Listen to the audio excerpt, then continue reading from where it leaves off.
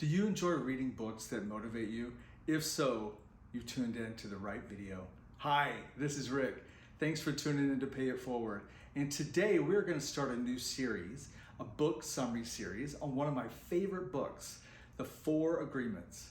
This is a 4-part series. We're going to be covering each agreement in a separate video. And today we're going to start off with the first one. Now, if you're not familiar with this book, this is going to be a treat for you. And if you have read it before, then today's going to be a good recap for you. So let's get started. The 4 Agreements, a practical guide to personal freedom and personal development by Don Miguel Ruiz. This little book has sold over 9 million copies in the US, and it's been on the New York Times bestseller list for over a decade.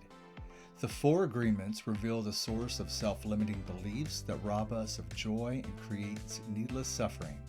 You can use the information in this little book to help transform the way you experience life. The author begins this book with saying, "The real us is pure love, pure light." This is true despite what we believe about ourselves and the world. There are lots of elements in our lives that we don't choose or have control over. It's a process that starts the day we're born. We don't pick the body we're born with or the family we're born into. We can't control the attitudes and beliefs of our parents, siblings, peers, society, and our leaders. All these influences instill a set of rules inside of us. As children, we were exposed to various types of information. Often by default, we formed agreements with the information that was passed along to us by those that held the greatest influence over us at that time. Ruiz calls this the domestication of humans. We as humans are trained by this process through a system of punishment and reward. We are rewarded when our behavior is acceptable and punished when it's not. This often leads to pleasing others and not being authentic to our true self. Eventually, this leads to pretending to be someone on the outside that isn't true of us on the inside. We hide our true selves and wear social masks to fit in and be accepted. Our biggest fear is expressing who we really are on the inside. As a consequence, we live our life trying to please other people and not ourselves. We try to meet the demands and expectations of others because deep down, we fear rejection. The book talks in detail about the concept of rejection and punishment. It brings up an interesting question. How many times do we pay for one mistake? The answer is thousands of times. The human is the only animal on earth that pays 1,000 times for a single mistake. The rest of the animals pay only once for a mistake, but not us. We have a powerful memory. When we make a mistake, we judge ourselves, find ourselves guilty, and we punish ourselves. Every time we remember, we judge ourselves over again and again and again. We keep paying for the same mistake over and over. And we repeatedly punish others for the mistakes that they make.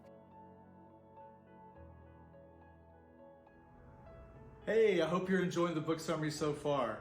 I just wanted to say real quick that the book covers in detail about how we abuse ourselves and how we let others abuse us.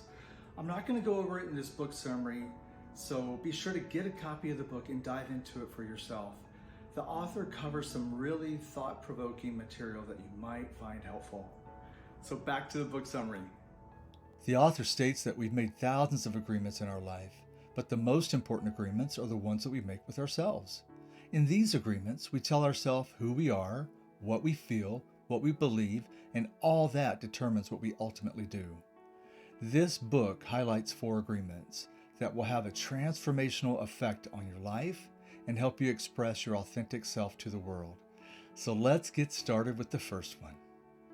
The first agreement: be impeccable with your word.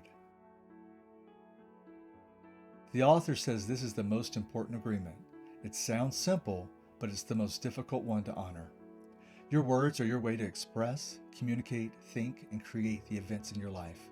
Your words can be used to uplift, enlighten, and encourage, or the misuse of your word can be destructive and bring harm to others.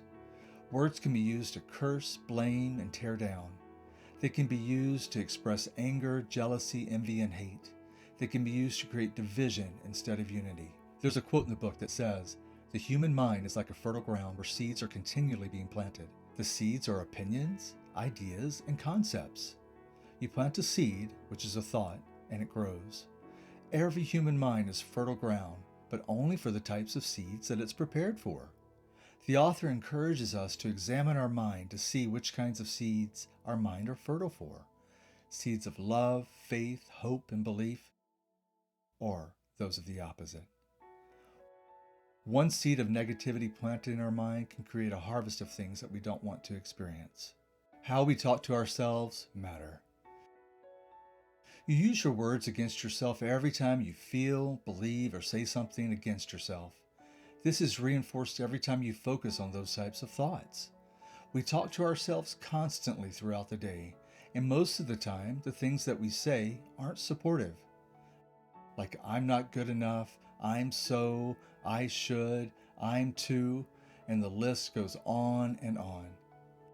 But when you're impeccable with your word, you take responsibility for your actions, and you take ownership of things. You begin to view obstacles as opportunities to learn and grow. You use your words to support, encourage, and love yourself and others. How others talk to and about us also matter. What others say can have a damaging effect on us if we choose to let it. For example, let's say someone makes a comment about you and insults your level of intelligence. Maybe they say you're not very smart. If you're not careful, your mind gets hooked on those comments.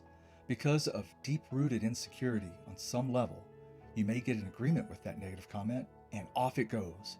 Your mind begins to recall information from your past and also picks up on present comments and actions that reinforce that negative belief about yourself. This will continue to have a negative effect on you until you choose to release it. Another example from the book. Someone gives an opinion and says, "That girl's not very pretty." Unfortunately, she hears the comment and internalizes it. She gets into agreement with it, and she grows up with the belief that she's unattractive. Despite growing up and becoming a very beautiful woman, she will still hang on to the idea of not being pretty as long as she holds on to that agreement. The words and opinions of that person entered her mind and was attached to her belief system until she chooses to release it. Another example, a mother comes home from a very stressful day at work. Her little girl is very excited to see her. She's very energetic and playful and singing loudly. The mother's in a very bad mood. She has a headache and lashes out at her little girl and tells her to stop, be quiet, and stop that annoying singing.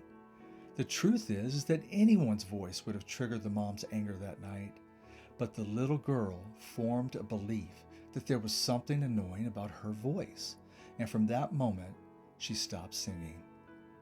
She became shy and introverted at school for fear that her voice would have the same effect on others. She believed that she must change and not express how she truly feels and who she truly is in order to be accepted and loved by others. Often we have no idea how our words affect others. That mom had no idea of the negative impact that one comment had on her beautiful little girl. When we misuse our words, we inflict harm even on those that we love the most. It's as if we cast a spell on others with our words. These types of spells are difficult to break. The only way to break them is to make a new agreement based on truth. Like the old saying, the truth will set you free. When we hear an opinion and believe it, we make an agreement and it becomes a part of our belief system. An opinion is only someone's point of view, their belief, their assumption, and their perspective formed by their ego. It may or may not be based in any truth at all.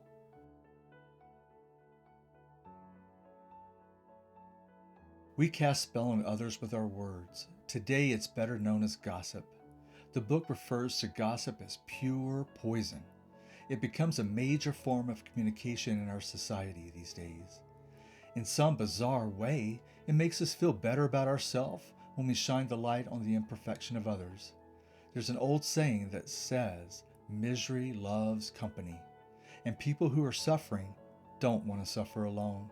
They want others to feel as bad or even worse as they're feeling. The human mind is similar to that of a computer, and gossip can be compared to a computer virus. The virus enters the computer program with harmful intent, and as it's introduced to the computer's language, it has a negative effect on the computer's ability to produce desired results, making it unuseful and ineffective. Human gossip works the same way. When you're listening to someone gossip, consider that you don't know this person's true intent or motivation behind what they're saying about another person. The person could have their own agenda and may be just trying to recruit you in their goal to discredit or harm that person in some way. Also, it may not be long until the person who's gossiping to you may start gossiping about you if you cross them in some way. When we spread gossip, we lie to ourselves, believing that we have the right to judge another and spread mistruths about them. Quote from the book: "When we see the world through a computer virus, it's easy to justify the cruelest behavior. We've seen this in our past, and we're seeing it in our present. When others use their words against you, it may be difficult to hear and process, but in all truth, they're really using their words against themselves. In reality, they're speaking from their own distorted beliefs about themselves and others. In reality, it has nothing to do with you." That's why it's so important to be impeccable with your word. Being impeccable with your word means using your words in the direction of truth and love towards yourself and others. An added benefit is that you gain immunity from the negative words of others. Their words lose their power and influence over you. You can only receive a negative idea if your mind is fertile ground for that idea. When you are impeccable with your word, your mind is no longer accepting that type of influence. Instead, your mind is fertile for words that come from love. You can measure the impeccability of your word by the level of self-love that you possess. How much you love yourself and how you feel about yourself are directly proportionate to the quality and integrity of your word. When you are impeccable with your word, you feel good, feel happy, and are at peace. You no longer participate in negative talk directed toward yourself or others. When you decide to be impeccable with your word, actually say those words out loud. I am impeccable with my word. When you do this, a seed is planted in your mind. Nurture that seed, and it will generate other seeds that will bring a harvest of wonderful things that you want to experience. The author says, just this one agreement can change your whole life. Impeccability of the word can lead you to personal freedom, to huge success and abundance. It can take away all fear and transform it into joy, faith, and love. Just imagine what you can create with the impeccability of your word.